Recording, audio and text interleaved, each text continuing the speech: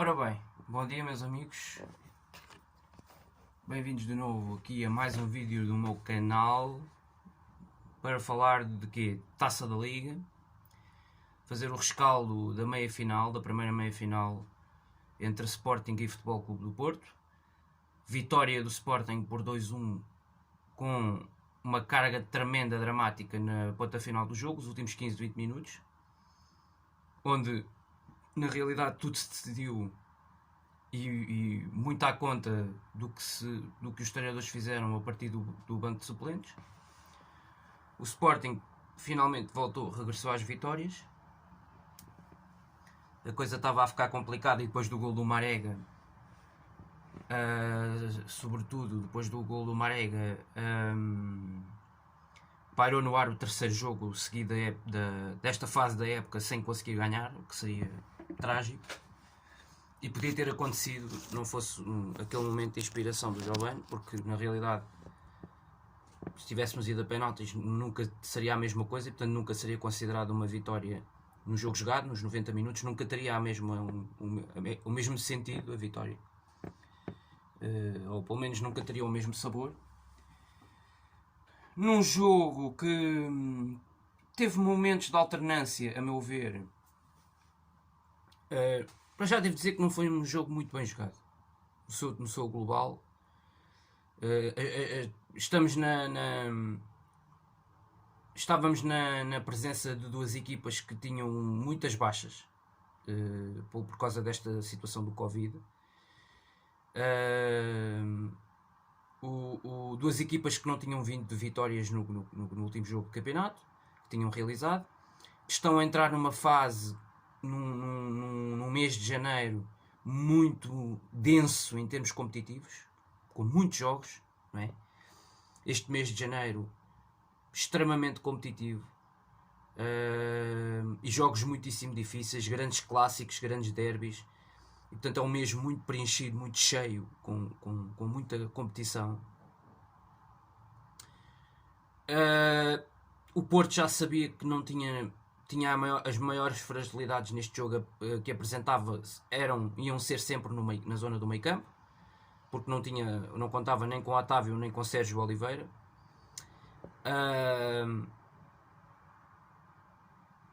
Eu antes do jogo se realizar achava que era exatamente por aí que o Sporting podia ganhar superioridade ao Futebol Clube do Porto neste jogo, zona do meio campo, porque jogávamos com os dois titulares que globalmente ao longo desta época têm estado em bom nível e têm sido dois dos pilares desta equipa, João Mário e João Palhinha, mas aconteceu tudo ao contrário do que eu esperava, porque não soubemos aproveitar o facto do Porto ter Grujic e Uribe, acho eu, do ponto de vista tático, do ponto de vista daquilo que foi a condução do jogo e os desenvolvimentos dos principais momentos do jogo ao longo da partida. Pensava que íamos estar mais seguros defensivamente com o regresso do Fedal, ao lado do Coates e com o Gonçalo Inácio pela direita, só que o Gonçalo Inácio, a colocação do Gonçalo Inácio pela direita trouxe ao Sporting muitos problemas do ponto de vista da ordem tática, e do ponto de vista do posicionamento, daquilo que deve ser um posicionamento dos três centrais.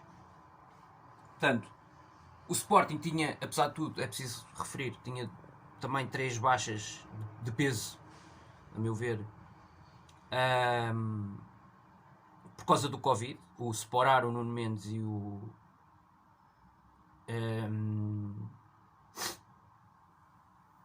o Luís Neto, não é?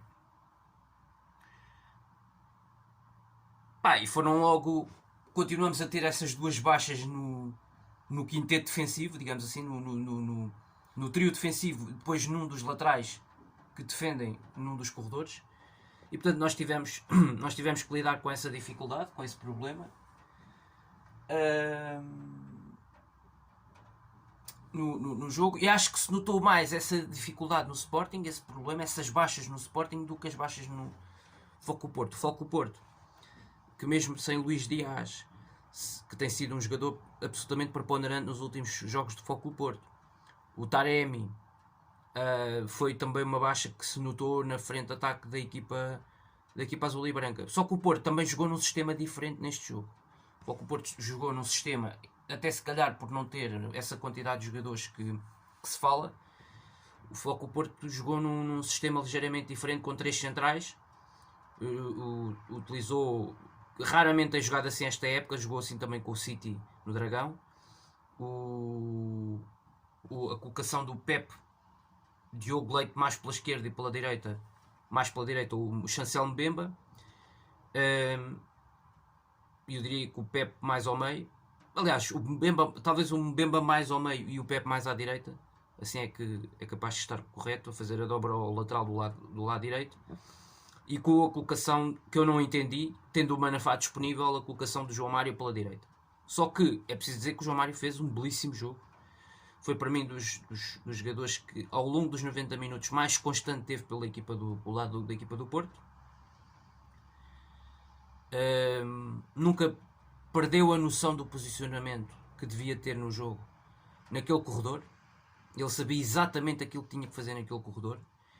E esteve até acima daquilo que, a meu ver, penso que se lhe exigia num jogo destes.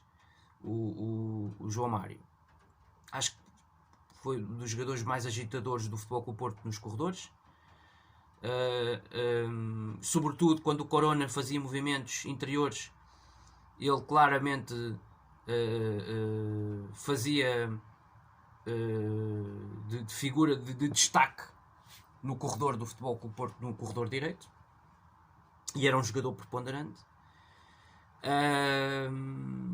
Agitava, desequilibrava, porque ele também tem um bocadinho essa chancela de um extremo, se calhar até mais do que um lateral, e acho que isso notou no jogo do Porto, apesar da sua juventude, mas lá está, tem a tal irreverência, a juventude traz a tal irreverência e a tal imprevisibilidade, a tal velocidade que hoje o João Mário é um jogador que tem exatamente essas características e faz o corredor todo.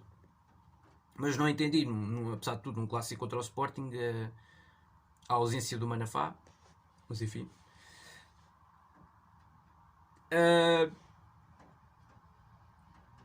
E portanto, eu achava que o Sporting ia explorar e o Ruben Amorim ia estudar a equipa do Porto nesse sentido, de não ter ter aquelas duas baixas no meio campo, o Sérgio Oliveira e o Otávio, e de o Ruben Amorim procurar ao máximo durante o jogo explorar essas fragilidades, colocando um meio campo do Sporting muito forte, posicionalmente, quer o João Mário, quer o João Palhinha, claramente a ganharem superioridade ao Futebol Clube Porto nessa zona.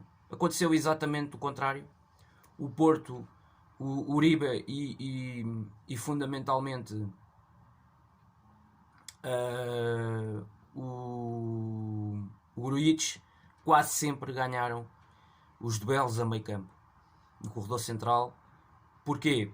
Porque houve quase uma ausência constante dos dois jogadores do Sporting na zona central do meio campo, quer do João Palhinha, quer do João Mário.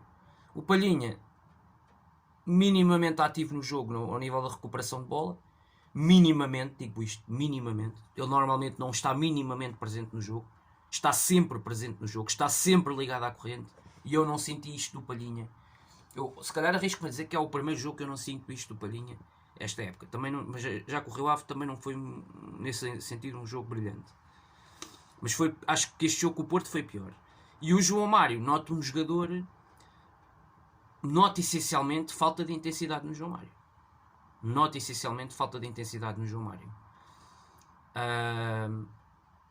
Notei um João Mário em muitos momentos do jogo muito bloqueado, extremamente bloqueado, em termos do seu posicionamento, das suas movimentações, das dinâmicas que esta equipa requer, que este sistema do Ruben Amorim requerem. E muitas vezes o futebol do Sporting era um futebol à base do jogo direto, ou seja, bola muitas vezes dos centrais diretamente para os avançados, sem passar pelo meio campo. Senti, sobretudo na primeira parte, uma ausência inequívoca do meio campo do Sporting. Ok? Uma ausência de intensidade dos jogadores que ocupam aquela zona. E isso é uma problemática grande, acrescida, porque o Sporting já entra num jogo destes, ok? A inferioridade numérica, aliás, não entrou a inferioridade numérica, porque o Futebol Clube Porto também jogou um sistema parecido com o do Sporting, mas os jogadores do Porto que coabitavam na mesma zona, muito mais agressivos e mais intensos na pressão sobre o portador da bola adversário. O João Mário recebia a bola dos centrais, uma vez ou outra na primeira parte, e rapidamente caía o Uribe ou o Grujic, normalmente era quase sempre o Grujic, em cima do João Mário e retirava-lhe imediatamente, impedia João Mário de se virar para a frente e de poder tomar a melhor decisão ou transportar a bola. Ele não tinha tempo sequer para se virar, quanto mais para transportar ou fazer aquele passe de ligação com os jogadores da frente de ataque. Depois acho que foi mais um jogo desinspiradíssimo do Nuno Santos. Sim. Continuo a achar que o Nuno Santos está a atravessar a pior fase da época, e acho que todos os jogadores têm direito a isto, e é nestas fases que o Ruben Amorim tem que puxar dos galões e apresentar aquilo que são outras soluções que o Sporting tem que ter no plantel. E é aqui nesta fase que eu acho que há muitos anos o Sporting tem um problema que é de qualidade de banco. Okay? O Sporting tem um problema de qualidade de banco. Ou então tem um problema que é, quando tem qualidade de banco, os seus treinadores demoram muito tempo a fazer substituições e para mexerem na equipa. Felizmente ontem correu bem com o Porto, porque acabaram por entrar dois jogadores que agitaram completamente o meio campo e o ataque. O Bragança, três jogadores, o Bragança, o Plata e claramente o Jovane Cabral. São três jogadores que deram outra dimensão ao meio campo ofensivo do Sporting. E o Futebol Clube do Porto, nos últimos 10 minutos, teve mais dificuldades defensivas de controlar essa profundidade. Foi dada por esses jogadores, que têm características diferentes no seu todo do Umpote e do Nuno Santos, que são dois jogadores mais posicionais e mais de pisar em terrenos interiores. Os outros são mais de explorar a profundidade. O Plata mais pela direita, o Jovane Cabral mais pela esquerda.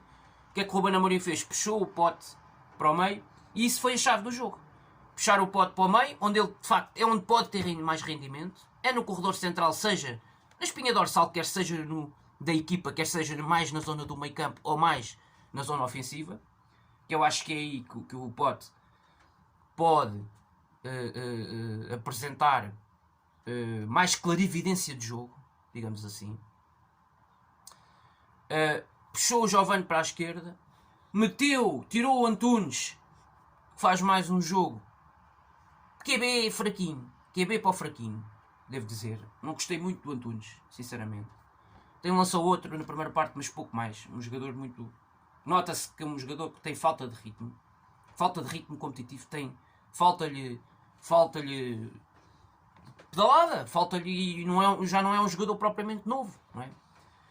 Isso acho que é notório, foi notório. Muitas vezes o Futebol Clube do Porto ganhou superioridade naquele corredor com o Corona e com o João Mário, e ele na realidade teve muitas dificuldades de controlar essa capacidade ofensiva que o Futebol Clube do Porto foi revelando ao longo para aí de 50 a 60 minutos de jogo, o Antunes. E quando ele puxou o Nuno Santos para o lateral esquerdo, a coisa mudou claramente de figura, e foi a mexida tática que claramente mexeu com o jogo e que permitiu com que o Sporting fizesse aquela ponta final de jogo frenética, ligada à corrente. Eu acho que o Nuno Santos já devia ter sido titular frente ao Rio Ave naquele corredor esquerdo defensivo, a meu ver. Eu acho que se calhar ali é a melhor posição para o Nuno Santos. Claro, não tendo, sobretudo, agora não tendo Nuno Mendes, como é evidente. Não tendo Nuno Mendes, eu acho que a segunda solução melhor para ali é Nuno Santos. Mais do que estar ali o Plata ou meter ali o Antunes. O Antunes é aquilo, não sei,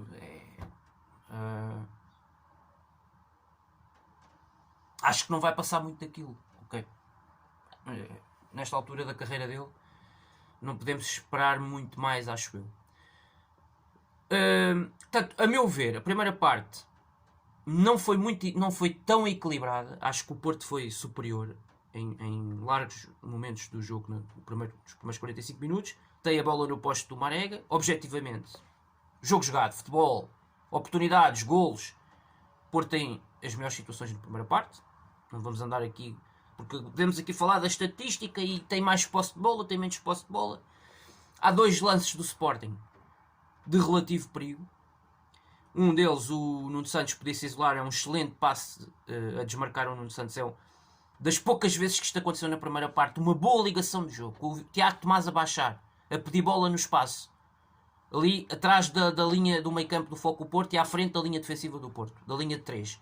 O Tiago Tomás meteu-se ali no meio, infiltrou-se ali mais em zonas interiores, pediu bola no pé aos 2 médios, ao Palhinha e ao João Mário, e depois rapidamente virou-se para a frente e foi instantâneo, descobriu a diagonal que o Nuno Santos fez, isolou literalmente o Nuno Santos, meteu-o na cara do golo e o Nuno Santos acaba por dar um toque mal na bola. Isto foi para aí aos 34 minutos da primeira parte e foi se calhar a primeira boa situação. Outra situação de Sporting no primeiro tempo foi aquela excelente combinação na esquerda do Antunes, se não me engano, com o Nuno Santos, e depois a desmarcação no Pote, que pegou na bola outra vez nessa zona do campo, outra vez na zona central, entre a linha defensiva do Futebol Clube do Porto e a linha do meio campo. Grujic não estava a marcar o Pote com os olhos. O Pote recebe a bola, vai para ali fora. Tinha uma boa linha de passe, que era a entrada do Tiago Tomás ao segundo poste, a desmarcação, uma desmarcação daquelas típicas de avançado para não ser apanhado em fora de jogo. Ele podia ter metido a bola no Tiago Tomás, mas ali naquela altura, depois de fazer o drible sobre o jogador do Futebol Clube do Porto, sobre o último central, só tinha olhos para a baliza e desferiu um pontapé que foi ligeiramente acima da trave. O Porto não, o Porto teve oportunidades mais concretas. O Marega atira uma bola no poste depois de uma excelente jogada do João Mário na direita. Foi, para mim, um dos melhores jogadores do Porto na primeira parte foi o João Mário, de longe, no corredor direito, o que mais destacou. O Corona, que não tinha jogado nada de jeito frente ao Benfica, fez um jogo, voltou a ter um nível muito bom na partida, acho eu, frente ao Sporting. Aquele que eu considero, a meu ver, é para mim o melhor jogador do Porto, com muita distância para os outros.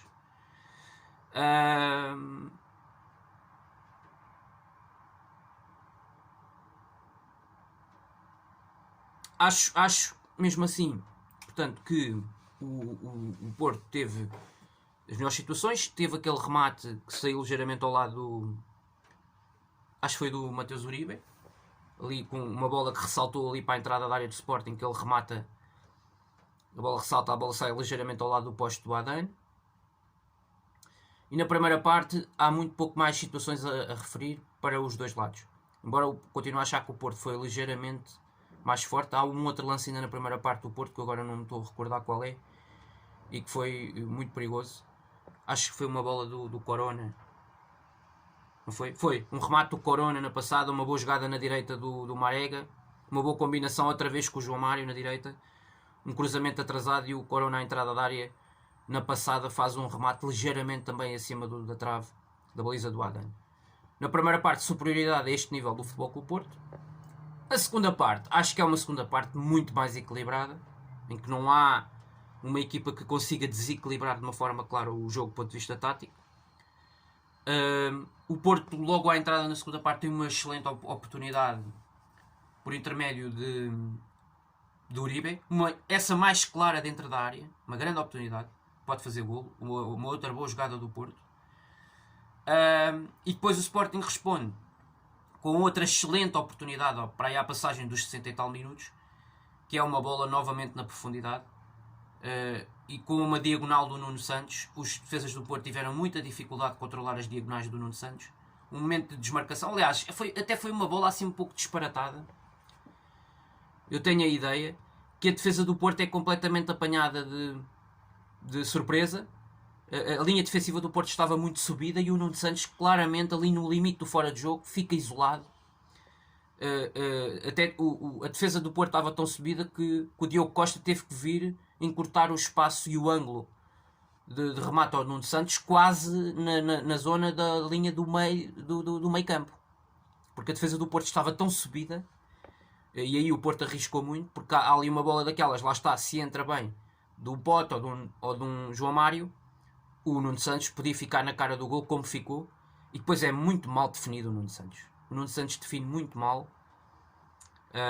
Eu acho que no geral houve muito mais Sporting na segunda parte do que na primeira parte, a meu ver. Há esse lance, oportunidades claras, eu diria que é só esse lance do Nuno Santos. E depois uma fase mais monótona do jogo, do 0-0, que dá a sensação que o jogo, que as equipas querem decidir tudo nos penaltis.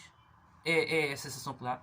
E foi até às mexidas, às substituições operadas a partir dos bancos de ambos os conjuntos. Quer de Sérgio Conceição, quer de Ruben Amorim. Quando as mexidas acontecem, claramente o jogo ganha outra dinâmica. O jogo claramente que se desembrulha noutro sentido. As equipas passam a ter claramente um cariz mais ofensivo. Nos últimos 15 minutos de jogo, claramente as duas equipas quiseram ganhar o jogo. Foi a sensação que deu, com as alterações que foram promovidas pelos seus treinadores. As equipas quiseram ganhar o jogo. Depois, a certa altura, o Porto quer ganhar o jogo, mas depois o Sérgio Conceição faz um disparate de todo o tamanho. O Porto acaba de fazer o gol do Marega, que é uma jogada, eu devo dizer, inaceitável a defesa do Sporting. O comportamento defensivo. No corredor central, aquela bola tem que ser do Coates. Mas depois acontece o primeiro erro do Coates, que eu já disse aqui mais que uma vez. O Coates é um defesa central lento, joga no meio por alguma razão. O Coates não pode estar tão subido. O Coates sistematicamente está subido. Se repararem bem nos jogos do Sporting, o Coates está sempre à frente da linha do meio do meio campo. Da linha do meio do meio campo. E não pode acontecer. Porque o Coates, o adversário, se tem dois jogadores rápidos em zonas interiores, seja avançados, seja médios, o Coates fica com as calças na mão. Porque em velocidade não vai apanhar ninguém. Em velocidade, o Coates não apanha ninguém, ainda por cima um jogador explosivo como Marega. Portanto, não se entende como é que, em termos de posicionais, o Coates já há tantos anos que joga nesta equipa de Sporting. São tantos jogos nisto, como é que ele ainda não percebeu? Que não foi por acaso que passou para o Sporting para uma linha defensiva de 3. Foi exatamente porque o Coates numa linha defensiva de 2 é um desastre autêntico. Porque depois tem que fazer muitas vezes... tem que fazer as dobras quando uma defesa joga a 4 atrás. O central do lado esquerdo tem que fazer a dobra ao lateral do lado esquerdo. E o Coates não tem andamento para isso. E isso foi um erro que foi cometido pelos vários treinadores de Sporting ao longo da época passada, que nunca entenderam isso, que havia um problema, e que o problema do Sporting também estava na posição 6 no meio campo, a posição do médio defensivo. O Sporting não tinha médio defensivo. Este ano o Sporting tem médio defensivo, e médio defensivo de grande qualidade. Isso faz toda a diferença na equipa. Porque isso é a grande diferença da época passada para este ano. É que há um médio defensivo de grande qualidade, coisa que no ano passado nunca houve. Essa é a realidade. Nunca houve um médio defensivo de qualidade nesta equipa de Sporting. E portanto, isso também fez a diferença. Quer dizer, o Sporting já não era Ruben Amorim, em muitos jogos teve dificuldades com essa situação porque não tinha o tal médio defensivo que é hoje o João Palhinha na zona do meio campo, e que muitas vezes faz muito bem as dobras, vai à esquerda, vai à direita, vai ao meio. Epá, eu acho que a partir das mexidas nos bancos operadas pelos dois treinadores, o Conceição faz um enorme disparate, que é está a ganhar 1-0 com o gol do Marega, retira Marega e Corona do jogo, que estavam a ser dos jogadores mais importantes do Futebol Clube do Porto no momento da perda da bola, no momento defensivo. Logo ali, na zona do meio campo, estes dois jogadores encurtavam as linhas de passe aos jogadores de Sporting, sobretudo aos mais criativos. E o Ruben Amorim o que é que faz? Está a perder 1-0, mete mais gente de tração à frente e gente com mais criatividade, com mais capacidade de definir no último passe, com outro critério e com, sobretudo, jogadores com mais profundidade, mais sentido de atacar a baliza adversária, com mais objetividade e com mais profundidade. E foi isto que pescou o Ruben Amorim nos últimos 10 minutos, porque já estava nos últimos 10, 14 minutos, na realidade que o jogo ainda teve 4 de compensação, e foi isto que realmente claramente desequilibrou o jogo, entornou o jogo para o meio campo defensivo do Futebol Clube do Porto. Teve que ver com uma certa... Eu considero que, eu já ouvi dizer ontem e hoje, e tendo a concordar, que eu acho que houve uma certa soberba do Sérgio Conceição. E isto já tínhamos visto num clássico em Alvalade, frente ao Sporting, na primeira volta do campeonato. Está a ganhar 2-1 ao intervalo, e na segunda parte a mensagem que passa para dentro do campo é: vamos segurar isto, vamos jogar aqui para ganhar 2-1, para segurar este resultado, e não vamos à procura do terceiro golo. E isso não é normal numa equipa do Porto. E este ano está a acontecer várias vezes. Uma coisa é com o Benfica, o Porto está reduzido a 10 a jogar contra 11 do Benfica, um clássico no Dragão. Eu aí consigo entender a mensagem. Uma mensagem destas. Agora, estás a jogar com o Sporting 2 jogos na mesma época, num curto espaço de tempo, e estás a ganhar uns 2 jogos ao Sporting, ao teu rival, e tens o mesmo tipo de interpretação de jogo. Isto já começa a ser, isto já não é uma coisa que acontece por acaso, começa a ser um padrão de teimosia do treinador. É claramente um padrão de teimosia do treinador. E claramente que o Futebol Clube Porto se ressentiu disso, porque já estava a contar que ia ganhar o jogo por 1-0 e não estava a contar com uma reação que foi uma reação-chave. Para mim foi um momento do jogo, foi a forma como o Ruben Amorim foi ao banco, tirou o Antunes, tirou o João Mário desinspiradíssimo e colocou lá para dentro o Mateus Nunes e o Bragança. Foram 2 jogadores que claramente trouxeram outra criatividade, outro critério no passe e outra capacidade técnica com bola nos pés, na posse, sobretudo na construção. Outros jogadores deram essa fiabilidade à equipa do ponto de vista do reforço do meio campo e sobretudo do posicionamento em zonas interiores, e isso fez com que apoiados por um Pote mais adiantado, quase a jogar na linha do ponta de lança, do típico avançado, e com a profundidade, dois alas que já eram mais 2 extremos puros nos corredores, o Plata mais pela direita e na esquerda o Giovane, puxando o Nuno Santos para o corredor lateral esquerdo defensivo. Isso claramente, a partir daí o Sporting asfixiou o Futebol Clube Porto. Tem uma bola parada que é um disparate de um pontapé do Nuno Santos. Há um golo que há um livre indireto que é novamente batido, se não me engano, pelo Nuno Santos, que desvia na cabeça dentro da área do Mbemba, ressalta para a entrada da área. Como é que é possível? Ninguém está a marcar o Giovane do Futebol Clube Porto. Aos 86 minutos, o Porto a ganhar 1-0. Giovane à entrada da área aparece sozinho, ninguém do Porto a marcar Giovane. Portanto, um posicionamento terrível do Porto naquela ponta final. Porquê? Porque já não sabiam bem quem é que haviam de marcar quem. E isso teve que ver com um Sporting que foi mais expedito na ponta final, tinha mais reativo, e nessa reação o treinador soube fazer a leitura certa, porque foi lançar 3 jogadores que vieram agitar completamente o jogo. E eu não percebo esta teimosia do Ruben Amorim com o Daniel Bragança. Porque é que nos últimos jogos ele não mete o Bragança a jogar? A mim não me faz sentido absolutamente nenhum. Porque acho que Bragança dá coisas ao jogo da equipa que o Mateus Nunes, por mais jogos que faça, não vai dar. Bragança dá coisas à equipa, do ponto de vista técnico, do ponto de vista da capacidade do passe, de inventar uma linha de passe, de meter uma bola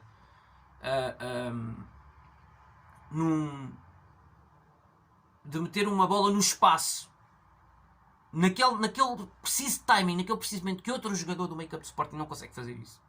Ou por simplesmente não faz, porque tem outras funções naquela zona do campo. É um jogador que fisicamente não é um jogador corpulento, tem que jogar sempre ao lado de um jogador mais físico, isso sim, sem dúvida, um jogador mais forte na recuperação de bola, mas é um criativo, o Daniel Bragança. Pega numa bola e em zonas interiores, sobretudo no corredor central, é um jogador que define no capítulo do último passe, no capítulo do drible, da finta, com poucos nesta equipa de Sporting. E muitas vezes falta criatividade, falta magia. Eu sinto isso no jogo do Sporting. E falta mais vezes lançar um jogador com as características do Daniel Bragança. Acho que isso foi chave no jogo. E depois, claro, o Giovane Cabral faz um golo extraordinário. Um golo fabuloso. Que aos 86 minutos, a meu ver, traz alguma justiça ao resultado e ao jogo, em função do que estava a acontecer na segunda parte. Ok, o Porto é dominador e é mais forte na primeira parte, não foi eficaz. Na segunda parte não se passa nada disso. Ao nível de oportunidades, acho que houve um grande equilíbrio de parte a parte, de oportunidades de golo nas balizas. Não sendo um jogo extraordinário, foi um jogo muito disputado e um jogo com intensidade, sem dúvida, mesmo tendo em conta as baixas dos dois lados. E depois há um momento que é uma equipa de futebol com o Porto que aos 92 minutos não quer ir para penaltis, porque tem esse karma com o Sporting nos últimos anos das decisões em taças, das grandes decisões em taças. O que é que há um historial, não é? E Sérgio Conceição tem um medo que se repela por essa situação. E de facto o Porto quer ir com tudo à procura do golo e avança a linha defensiva novamente no campo. E o que é que acontece? Deixa espaço atrás. O Porto deixa espaço atrás porque quer ir à maluca para a frente. A bola ressalta, fica no Coates. O Coates faz um passe muitíssimo bom. Atenção, é preciso dizer, o Coates faz um passe muito bom. O Coates já tinha estado muito mal no gol do Marega, a meu ver. Como defensivamente esteve mal toda a equipa do Sporting ao minuto 79. Mas ao minuto 93, muito bom o passe do Coates. Um passe chave, um passe decisivo. E foi o passe que desequilibrou aquela jogada. Que deu aquele toque naquela jogada.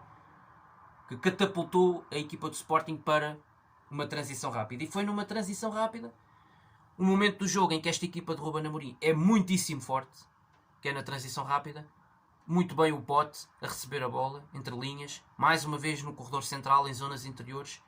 Vira-se para a frente, defesa do Porto completamente desposicionada. Mais uma vez o Gruitch estava não sei onde. Não é? O Porto tem estes problemas defensivos. Quer dizer, o Porto tem estes problemas defensivos. O Porto este ano tem sofrido golos atrás de golos, atrás de golos, atrás de golos. É sistemático. O Porto, dos 4 primeiros, é o que mais golos sofridos tem no campeonato. Eu acho que isso, quer dizer, é um padrão que começa a ser regular. E a meu ver tem a ver com o posicionamento dos laterais do Porto. O Porto tem laterais que têm um mau posicionamento defensivo. O Manafá, quer o Zaidu, a meu ver, são mesmo maus a defender. Ok? São laterais mesmo maus a defender. Por isso é que eu acho que nunca se poderá comparar na vida o Zaidu com aquilo que era o Alex Telles. Nunca. Porque defensivamente o Alex Telles dá 10-0 ao Zaidu em qualquer altura, em qualquer campeonato, em qualquer ano. E, portanto, para mim, claramente, a chave do jogo está nas substituições que o Amorim opera na fase crucial da partida. E até na fase em que já está a perder por 1-0 e tem que ir à procura, quase que num ato de desespero, do gol do empate, pelo menos para tentar ir a forçar os penaltis na ponta final do jogo. E depois um excelente passe entre linhas do Pote a desmarcar no timing certo do Giovane Cabral. Não há fora de jogo absolutamente nenhum do Giovane. E depois na cara a cara com o Diogo Costa faz uma picadinha por cima do guarda-redes do Porto. É um gol belíssimo, de belo efeito, e que dá a vitória ao Sporting aos 94 minutos. Se é justo, eu acho que é justo, porque ganha títulos e ganha jogos a equipa que marca mais golos. Isto agora isto é muito bonito estar aqui com o discurso. Aí criou muitas oportunidades, teve muito jogo ofensivo, teve muito jogo no meio campo adversário, muita pressão, ganhou muitas segundas bolas. Toda essa conversa estatística é muito bonita, mas fez-me lembrar o discurso do Braga aqui em Alvalade. Mas depois, no final de contas, o que conta são as bolas que vão lá parar dentro. Marega, para fazer um gol, precisa de falhar 3 ou 4. Isto é o problema deste avançado do Porto. É o problema deste avançado do Porto. É o problema do ataque do Porto há muitos anos. Marega, para fazer um gol, precisa de desperdiçar 3 ou 4. Isto é o problema. Quer dizer, e é o problema de continuar a existir um ponta de lança como Marega, que traz coisas boas, mas depois também traz coisas muito más, que é no capítulo da finalização. O Porto, se não tivesse o Taremi, o Porto nesta altura estaria a passar por muito mais dificuldades ao nível inclusive da Liga. Portanto, o Marega é um jogador que falha muito. Isso é inequívoco. Fez o golo, é certo, mas até o golo é um golo atabalhoado, é um golo que ele nem sabe muito bem como é que ele fez aquele golo. Nem o golo, o Marega sabe muito bem como é que aquela bola entrou. E portanto, depois o Giovane acaba por ser o joker que sai do banco e claramente que decide esta partida. E portanto é uma vitória justa. Não tem aqui dedo nenhum de arbitragem absolutamente nenhuma. Não há aqui arbitragem nenhuma. Há jogadores de Sporting que arriscam ir para a rua na primeira parte, mas não é bom não esquecer que o Pepe protagoniza um lance com o Tiago Tomás na segunda parte, que dá um pisão no Tiago Tomás, a meu ver, suficiente para justificar a amostragem do segundo cartão amarelo, e Pepe deveria ter sido expulso quando o jogo ainda faltavam para aí 15 minutos ou 10 minutos para o fim, e tem essa entrada sobre o Tiago Tomás. E aí o árbitro também foi amigo. Portanto, eu diria que nesse aspecto as equipas até poderiam ter terminado este jogo reduzidas a 10 elementos, mas no global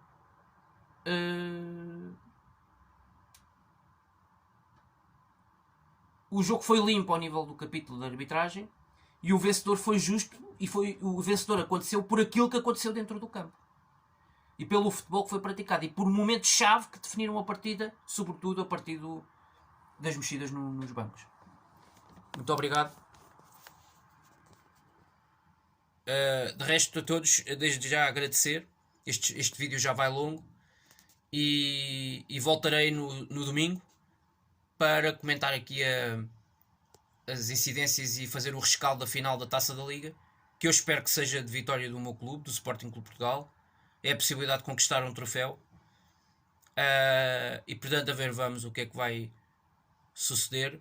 Mas para já foi uma boa vitória, segundo jogo da temporada que nós não perdemos com o Futebol Clube Porto, uma vitória e um empate, que é também importante. Conseguimos marcar 4 golos ao Porto em 2 jogos, o que também é significativo, a meu ver. Se tivermos em conta que o Benfica jogou 2 jogos com o Porto e marcou apenas um golo ao Porto, portanto, isto é já algo verdadeiramente significativo. E portanto, dito isto, muito obrigado a todos,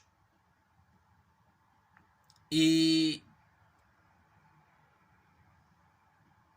vamos lá ver sábado, final da Taça da Liga. Vamos lá ver se é com o Benfica ou com o Braga, vamos ficar a saber isto mais logo, mas eu espero que seja com que adversário for, o Sporting seja vencedor e ganhe com justiça, ganhe de forma limpa e ganhe na raça, porque é isso que nos caracteriza. Isto vai ser até ao fim, e qualquer jogo agora vai ser muito difícil, estes jogos que ainda temos no mês de janeiro, muito difíceis, depois o regresso do campeonato.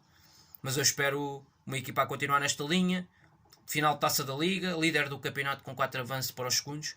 É este Sporting que eu quero. Muito obrigado a todos, e saudações leoninas, viva o Sporting Clube Portugal.